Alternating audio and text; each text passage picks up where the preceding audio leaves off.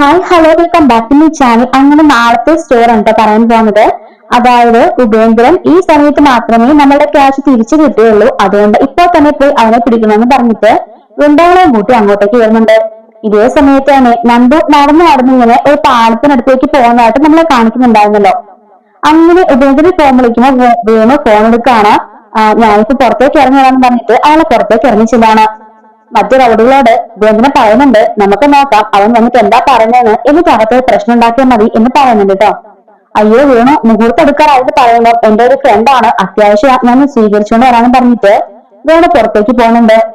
ഇതേ സമയം പുരോഹിതൻ പറയുന്നുണ്ട്, അതെ ഇനി 5 മിനിറ്റ് കൂടി മാത്രമേ മുഹൂർത്തം സ്റ്റാർട്ട് ചെയ്യൂ, 5 മിനിറ്റ് കൂടി മാത്രമേ മുഹൂർത്തം നിലനിൽക്കുള്ളൂ എന്ന് പറയാണ്. അയ്യോ ഈ സമയം അദ്ദേഹം പോയെങ്കിൽ അത്ര അത്യാവശ്യമായിരിക്കുമല്ലോ എന്ന് രേവതിയോട് ചോദിക്കുന്ന രേവതി പറയാണ്, അതെ ആരാണെന്ന് പറഞ്ഞില്ല, എന്തായാലും അത്യാവശ്യമുള്ള സുഹൃത്തായിരിക്കും എന്ന് പറയാണ് അവര്. അപ്പോഴേക്കും രേവതിക്ക് മനസ്സിലാകുന്നുണ്ട് കേട്ടോ ബന്ധനാണെന്ന്. അതേ സമയത്ത് തന്നെ അനാമിക മണ്ഡപത്തിലേക്ക് ഇരിക്കുന്നുണ്ട്. അനാമിക ഇങ്ങനെ അമ്മേനെ നോക്കുകയാണ് പേടിയോട് കൂട്ട്. എന്നിട്ട് അനിയെ നോക്കി ഇങ്ങനെ പേടിയോട് ചിരിക്കുന്നുണ്ട്. എന്നിട്ട് അവളെന്നെ മനസ്സിലേക്ക് കരുതാണ്, ഈശ്വര നീ ഇപ്പൊ എന്താ ചെയ്യുക, അത് അയാളെ തന്നെ ആയിരിക്കും, ആ ഉപേന്ദ്രൻ അയാൾ വന്നാൽ ഈ പണി താഴല്ലോ, ഇനി എന്തെങ്കിലും പ്രശ്നം ഉണ്ടാക്കുവോ, ഇങ്ങോട്ടേക്ക് കയറി വരുവോ, ഇനി വെറും 5 മിനിറ്റ് മാത്രമുള്ള മുഹൂർത്തം ഈശ്വര എത്രയും പെട്ടെന്ന് താഴോട്ട് നടന്നാൽ മതിയായിരുന്നു എന്ന് പറഞ്ഞിട്ട് അനാമിക അടങ്ങിയിരിക്കുകയാണ്.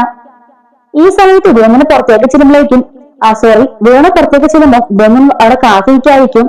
ആഹാ വന്നല്ലേ കല്യാണപ്പെണ്ണിന്റെ അച്ഛൻ, എന്തൊക്കെയുണ്ടെന്നൊക്കെ ചോദിക്കാണ്. എന്റെ പൊന്നു വേന്ദ്ര, ഞാൻ ക്യാഷ് തരാം, ഈ കല്യാണം കഴിഞ്ഞോട്ടെ, എപ്പോ തരും ക്യാഷ്, ഇനി വരെ തരുമെന്ന് ചോദിക്കാണ്. അയ്യോ ഇന്ന് തരാൻ പറ്റില്ല, ഒരാഴ്ചക്കുള്ളിൽ തന്നേക്കാന്ന് പറയുന്നുണ്ട്. നീ ഇങ്ങനെ കുറെ ആളുകളോട് പറഞ്ഞതാ, ഇനി ഞാൻ നടക്കില്ല എന്ന് പറയാണ്. അതല്ല ഇന്നത്തെ മോളുടെ വിവാഹം നിനക്ക് അറിയാലോ, വെറും 5 മിനിറ്റ് മാത്രമുള്ള മുഹൂർത്തത്തിന്, അതുകൊണ്ട് ആ വിവാഹം നടന്നാലുണ്ടല്ലോ പിന്നെ കാശൊക്കെ ഞാൻ സിമ്പിൾ ആക്കി തരും. നീ എങ്ങനെ തരും നീ പറയണേ? അത് വേറൊന്നുമല്ല, അവളെ വിവാഹം കഴിക്കാൻ പോകുന്നത് അനന്തരിക്കായാണെന്ന് നിങ്ങൾക്കറിയാലോ. അവിടെ പിന്നെ ഇഷ്ടം പോലെ സമ്പത്ത, എത്ര കോടികളും ഉണ്ടെന്ന് അവർക്ക് പോലും അറിയില്ല എന്നൊക്കെ അവളെ പറയുന്നുണ്ട്. ഉപേന്ദ്രൻ പറയാണ്, നിന്റെ മോളെ അങ്ങോട്ട് കെട്ടിച്ചതല്ലേ, അല്ലാതെ അവർ ഇങ്ങോട്ട് വരികയല്ലോ, പിന്നെ അങ്ങനെ നീ ക്യാഷ് കൊണ്ടുവരും. അവർക്കിപ്പം ഏകദേശം 110 പവൻ കൊടുക്കുന്നുണ്ടെന്ന് പറയാണ്. 110 പവൻ എന്ന് പറയുമ്പോൾ ഇന്നത്തെ വില അനുസരിച്ച് ഏകദേശം ഒരു 65 ലക്ഷം രൂപയോളം വരുമല്ലോടാ. അതിന്റെ പകുതി എനിക്ക് തന്നാ ഈ സീൻ ഞാൻ ഉണ്ടാക്കേണ്ട വല്ല കാര്യം ഉണ്ടായിരുന്നു, അപ്പൊ നിനക്ക് അതിന് പറ്റന്നിട്ടല്ലേ, അതുകൊണ്ട് നീ എത്രയും പെട്ടെന്ന് ക്യാഷ് കൊടുത്താ. സത്യം ഉപേന്ദ്ര, പല സ്ഥലങ്ങളിൽ നിന്ന് കടം മേടിച്ചിട്ടാ ഞാൻ ആ സ്വർണ്ണമൊക്കെ ഒപ്പിച്ചത്. സ്വർണം വീണു സമയത്ത് മോള് തരാന്നാ പറഞ്ഞിരിക്കുന്നത്, അങ്ങനെ ആ സ്വർണം വീണെടുത്ത് നിനക്ക് ഞാൻ തന്നേക്കാം, അതുകൊണ്ട് പ്രശ്നം അവസാനിക്കില്ലെന്ന് പറയുമ്പോഴേക്കും വീണിന്റെ ഷർട്ടിനെ കുത്തിപ്പിടിക്കാണ് കേട്ടോ അയാള്. മതിട, മനസ്സിലായി നിന്റെയൊക്കെ കള്ളത്തരം, ഇനി നിന്നെ വിശ്വസിക്കാൻ ഞാനില്ല, അതുകൊണ്ട് മര്യാദയ്ക്ക് പൈസ കരുതി പോയാ മതി എന്നൊക്കെ പറയുന്നുണ്ട്.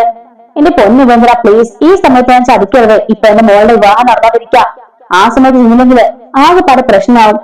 അപ്പോഴേക്കും ആദർശ് അവിടെ നിന്ന് എല്ലാവരും പറയാണ്, ശനി മുഹൂർത്തത്തിന് അധികം നിമിഷമില്ലല്ലോ, 2-3 മിനിറ്റേ ഉള്ളൂ, ഞാൻ അദ്ദേഹത്തെ പോയി വിളിച്ചു നിർത്തേന്നും പറഞ്ഞിട്ട് വേണമെന്ന് വിളിക്കാനായിട്ട് ആദർശ് അവിടുന്ന് പോകുന്നുണ്ട്.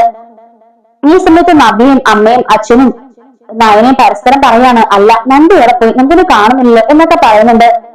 ഈ സമയത്ത് നന്ദു പാലത്തിന് മുകളിലായിട്ട് ചാടാനായിട്ട് ഇങ്ങനെ കയറി നിൽക്കുകയാണ് കേട്ടോ. അവളിങ്ങനെ മരിക്കാനായിട്ട് അത്രത്തോളം അവൾ അനിയെ സ്നേഹിക്കുന്നുണ്ടായിരുന്നു. അനി താഴെയിട്ടത് അവൾക്ക് കാണാൻ സഹിക്കാൻ പറ്റുന്നില്ലായിരുന്നു കേട്ടോ. അതുകൊണ്ടാണ് നന്ദു അങ്ങനെ പോയത്. ആ സമയത്ത് ഉപേന്ദ്രന്റെ അടുത്തേക്ക് ചെല്ലുകയാണ് കേട്ടോ. ഉപേന്ദ്രന്റെ അടുത്തേക്ക് ആദർശ് ചെല്ലുന്നുണ്ട്. എന്നിട്ട് ആദർശ് വരുമ്പോ കാണുന്ന കാഴ്ച ഉപേന്ദ്രൻ ഇങ്ങനെ വേണുന്റെ ഷർട്ടിനെ കുത്തിപ്പിടിച്ച് നിൽക്കായിരിക്കും.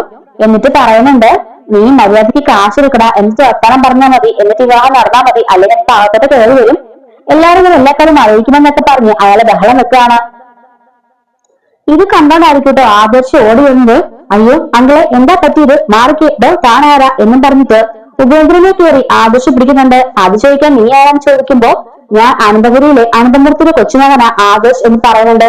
ആ നീ തന്നെ ഇത് കേൾക്കണം, ഇങ്ങോട്ട് വാ, ഞാൻ അകത്തോട്ട് കയറി നിൽക്കുകയായിരുന്നു എല്ലാവരും ഒന്ന് അറിയിക്കാൻ. എന്താ പ്രശ്നം ചോദിക്കുന്നുണ്ട്. മോനെ എന്റെ ബിസിനസ് കുറച്ച് തകർച്ചയില്ല, അതുകൊണ്ട് തന്നെ ഇയാളുടെ നീ ക്യാഷ് കടം മേടിച്ചു, ഈ സമയത്ത് അത് ഇയാൾ ചോദിക്കാൻ വന്നിരിക്കാം. ഉപേന്ദ്രൻ പറഞ്ഞുണ്ട്, എന്റേത് മാത്രമല്ല ഇവൻ പലരുടെ നിന്ന് ക്യാഷ് മേടിച്ചിട്ടുണ്ട്, എന്നിട്ട് വിളിക്കുമ്പോ ഫോൺ എടുക്കില്ല, എന്നിട്ട് ഇങ്ങനെ മുങ്ങി നടക്കുക എന്നൊക്കെ പറയാണ്. അപ്പോഴേക്കും ആദർശം ഞെട്ടിപ്പോകുന്നുണ്ട്. കാരണം ഇയാളുടെ ഈ ഒരു തട്ടിപ്പിന്റെ കാര്യമൊക്കെ ആദർശം മനസ്സിലാക്കുന്നുണ്ടല്ലോ. എന്നിട്ട് ആദർശം ചോദിക്കാണ്, അല്ല നിങ്ങൾക്ക് എത്ര രൂപ തരാനുണ്ടെന്ന് ചോദിക്കുമ്പോൾ ഏകദേശം 1.5 കോടി രൂപ എനിക്ക് തരാനുണ്ട്, എനിക്ക് മുതൽ എഴുതി കിട്ടണം, അല്ലാതെ പറ്റില്ല, പലിശ എഴുതി തരുന്നില്ല എന്നൊക്കെ പറഞ്ഞിട്ട് പറയാം കേട്ടോ. അവനവന്റെ പെണ്ണിന്റെ വിവാഹം നടത്താൻ 110 പവന്റെ സ്വർണ്ണം ഉണ്ടാക്കാം, എന്റെ ക്യാഷ് തരാൻ അവനെ സഹായിക്കാം, അതിന് പറ്റാത്തത് എന്നൊക്കെ പറഞ്ഞിട്ട് ഉപയോഗം ദേഷ്യപ്പെടുന്നുണ്ട്. ആദർശ് പറയാണ്, നിങ്ങൾ ദേഷ്യപ്പെടണ്ട, ക്യാഷ് നാളെ ഓഫീസിലേക്ക് വന്നാൽ മതി, ഞാനത് റെഡിയാക്കിയേക്കാം. എന്തായാലും ഇപ്പൊ ആദ്യത്തേക്ക് അലമ്പുണ്ടാക്കണ്ട. അവൾ എല്ലാവരും നീട്ടുണ്ട്, എല്ലാവരും അറിയിച്ച് ഇത് ആപ്പാട് നാട്ടുകേസാക്കണ്ട, വിവാഹം മുടങ്ങാൻ പാടില്ല എന്നൊക്കെ ആഘോഷി പറയുന്നുണ്ട്. ആരാണെങ്കിലും എനിക്ക് ക്യാഷ് കിട്ടിയാൽ മതി, എനിക്കത്രേ ഉള്ളൂ. എന്നാ ശരി, ഞാൻ പോയേക്കാം, വരട്ടെ അഭ്യന്തര എന്നൊക്കെ പറഞ്ഞിട്ട് അയാള് പോകുന്നുണ്ട്.